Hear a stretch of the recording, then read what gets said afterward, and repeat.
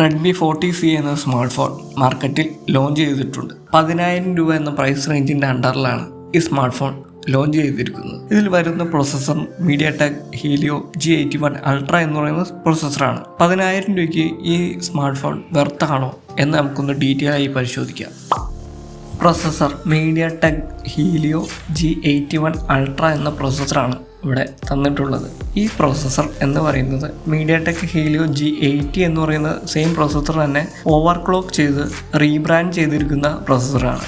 ശരിക്കും പറഞ്ഞാൽ ഇത് Helio G80 പ്രൊസസ്സർ തന്നെയാണ് Helio G81 Ultra എന്ന പേര് മാറ്റി ഇറക്കിയിരിക്കുന്നത്. 2.2 GHz ഇത് ക്ലോക്ക് ചെയ്തിരിക്കുന്നത്.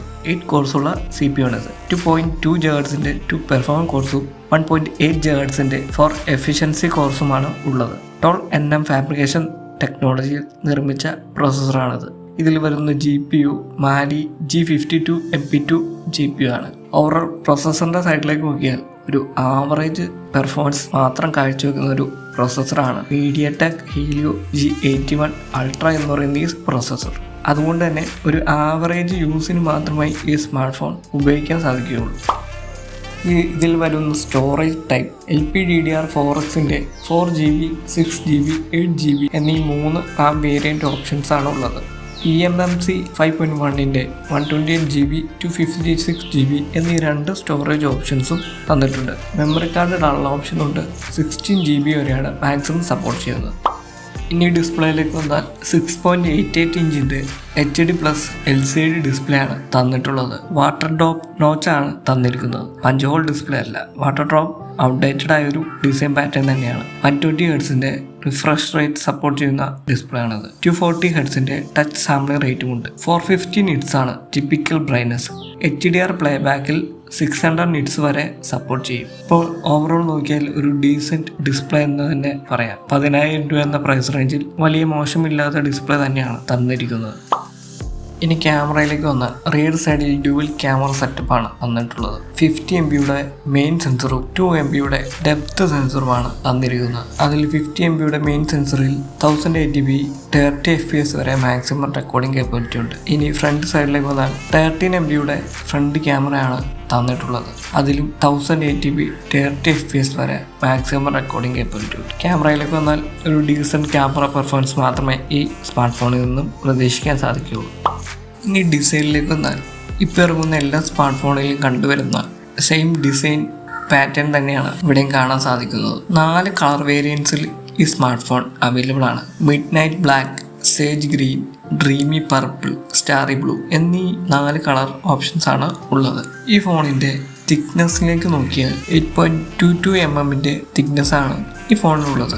211 grams ആണ് ഈ ഫോണിൻ്റെ വെയിറ്റ്. പ്ലാസ്റ്റിക് ബോഡിയാണ് തന്നിട്ടുള്ളത്. ഓവറോൾ നോക്കിയാൽ മോശമില്ലാത്തൊരു ഡിസൈൻ തന്നെയാണ് റെഡ്മി 40Cയിൽ തന്നിട്ടുള്ളത്. ഇനി ബാറ്ററിയിലേക്ക് വന്നാൽ 5160 mAh ബാറ്ററിയാണ് തന്നിട്ടുള്ളത്. അത് ചാർജ് ചെയ്യാൻ 80 വാട്ട്സിൻ്റെ ഫാസ്റ്റ് ചാർജിങ് സപ്പോർട്ടും ഉണ്ട്. Type C ആണ് തന്നിട്ടുള്ളത്. ഇനി ഇതിൽ വരുന്ന സോഫ്റ്റ്വെയർ ഷവോമിയുടെ ഹൈപ്പർ OS ആണ്, ബേസ്ഡ് ഓൺ Android 14.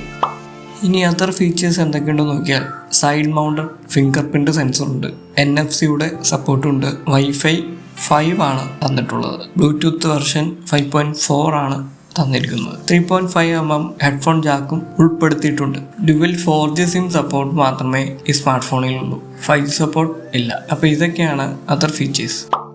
അപ്പോൾ 10,000 രൂപ എന്ന ബഡ്ജറ്റ് റേഞ്ചിൽ റെഡ്മി 40C എന്ന് പറയുന്ന വളരെ ആവറേജ് പെർഫോമൻസ് മാത്രം കാഴ്ചവെക്കുന്ന സ്മാർട്ട് ഫോണാണ്. ഈ ഒരു പ്രൈസ് റേഞ്ചിൽ മാർക്കറ്റിൽ ഇതിന് മികച്ച സ്മാർട്ട് ഫോൺസ് അവൈലബിൾ ആണ്. അത് ഏതൊക്കെയാണ് നോക്കിയാൽ പോക്കോ M6 5G 10,000 രൂപ റേഞ്ചിൽ നല്ല പെർഫോമൻസും നല്ല ക്യാമറ ക്വാളിറ്റിയും ഡിസ്പ്ലേ ക്വാളിറ്റിയും കാഴ്ചവെക്കുന്ന സ്മാർട്ട് ഫോൺ തന്നെയാണ് പോക്കോ M6 5G. ഇല്ലെങ്കിൽ നിങ്ങൾക്ക് ഒപ്പോ ഡിവൈസാണ് വേണ്ടെങ്കിൽ Oppo K12 X 5G available ആണ് മാർക്കറ്റിൽ. അത്യാവശ്യം നല്ല ക്യാമറ ക്വാളിറ്റിയും ഡിസ്പ്ലേ ക്വാളിറ്റിയും പെർഫോമൻസും നൽകുന്ന സ്മാർട്ട് ഫോൺ തന്നെയാണത്. iQൻ്റെ ഒരു ഓപ്ഷൻ നോക്കിയാൽ iQ Z9 Lite അല്ലെങ്കിൽ iQ Z9X ഈ 2 സ്മാർട്ട് ഫോൺസ് ഈ ഒരു പ്രൈസ് റേഞ്ചിൽ അവൈലബിൾ ആണ്. അപ്പം ഈ പ്രൈസ് പോയിന്റിൽ റെഡ്മി 40C ആവറേജ് പെർഫോമൻസ് ആണ് നൽകുള്ളൂ. മെയിൻലി ഇത് 4G ഡിവൈസാണ്, 5G സപ്പോർട്ടില്ല. അതൊരു പോരായ്മ തന്നെയാണ്. ഞാൻ പറഞ്ഞ മറ്റു ഓപ്ഷൻസ് ഒക്കെ 5G ഡിവൈസുകളാണ്. അപ്പോൾ നിങ്ങൾക്ക് 5G ഡിവൈസാണ് 10,000 രൂപ എന്ന റേഞ്ചിൽ വേണ്ടതെങ്കിൽ ഞാൻ പറഞ്ഞ ഓപ്ഷൻസ് ചൂസ് ചെയ്യുക. ഇനി നിങ്ങൾക്ക് 4G ആയാലും കുഴപ്പമില്ല, 10,000 അണ്ടറിൽ അത്യാവശ്യം performance and social media apps മാത്രമേ യൂസ് ചെയ്യുന്നുള്ളൂ, വലിയ ഗെയിമിങ്ങോ കാര്യങ്ങളോ ഒന്നുമില്ല, അങ്ങനെയൊക്കെയാണെങ്കിൽ നിങ്ങൾക്ക് Redmi 40C പർച്ചേസ് ചെയ്യാം. ഒരു ഡീസൻറ്റ് പെർഫോമൻസ് തന്നെ സ്മാർട്ട് ഫോൺ കാഴ്ചവെക്കും. അപ്പോൾ ഈ വീഡിയോ നിങ്ങൾക്ക് ഇഷ്ടപ്പെട്ടിട്ടുണ്ടെങ്കിൽ തീർച്ചയായും നമ്മുടെ ചാനൽ സപ്പോർട്ട് ചെയ്യുക. കൂടുതൽ ഇൻട്രസ്റ്റിംഗ് സ്മാർട്ട് ഫോൺ വിശേഷങ്ങളുമായി വീണ്ടും വരാം. ബൈ.